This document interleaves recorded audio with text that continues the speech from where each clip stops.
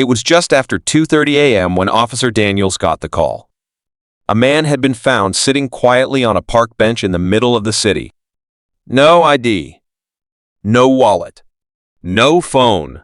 Just a confused look on his face and an eerie calm that unsettled even the most experienced officer. When they brought him to the station, he didn't resist. He didn't speak. Just stared straight ahead, like he wasn't really there. His clothes were clean but generic, a plain gray shirt, black pants, and shoes with no brand markings. His fingerprints? Not in any system. No records. No matches. Nothing. The department was stunned. How can someone not exist? Murmured Officer Rise, glancing at the man from behind the one-way mirror. He's not in any government database. Not even a passport, a social security number, nothing. They tried asking him questions. What's your name? Silence. Do you know where you are? Blank stare. Are you in danger?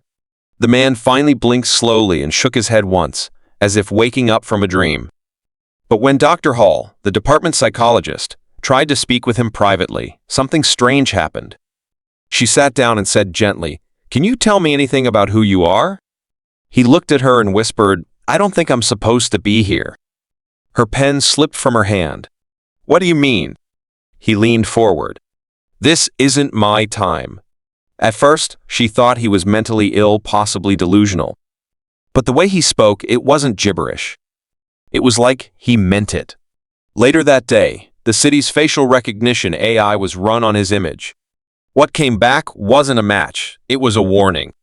The system glitched, froze, and rebooted itself.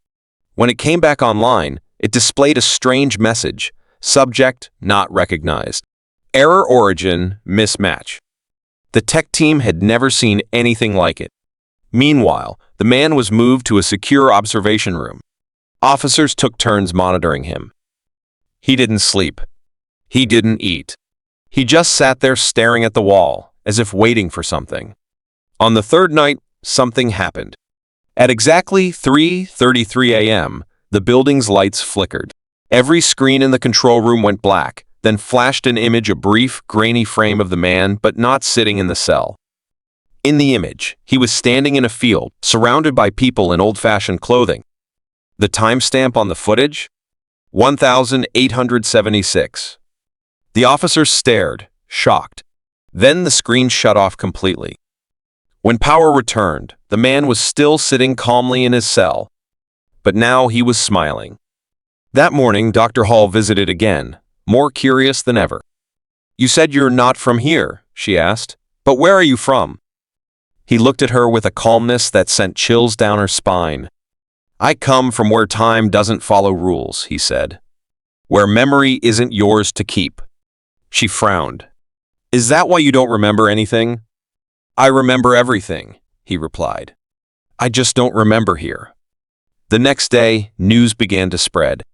A few online forums picked up the story: a man with no ID, no past, and no trace in any system. A local reporter managed to sneak a blurry photo entitled the article, "Ghost Man in Police Custody." It went viral in hours. People from all over the world claimed they had seen him before, some in dreams, some on trains, others in places that no longer exist. A woman from Iceland said she remembered him saving her from drowning when she was a child, but her parents always said no one had been there. The story was spiraling. Then came the knock. At the front desk, around midnight, a woman arrived, tall, pale, wearing dark glasses and a black suit. "I'm here for the man in holding," she said flatly. "He's coming with me." "Ma'am, you'll need—" She flashed an ID so quickly, the officers barely saw the seal. It wasn't government. It wasn't military. But the officer on duty felt something, like pressure in his head. He just nodded. She walked in alone. Security cameras inside the holding area, glitches again. This time, completely blacking out for 7 minutes. When the feed came back, the man was gone. No alarms. No doors opened. No logs of her leaving. He simply vanished. The department tried to cover it up. Malfunction. Transfer mental health facility. But whispers spread, and some people believed the man was never real to begin with. That is, until a month later when a blurry security photo surfaced online. A man, standing alone at a train platform in Tokyo.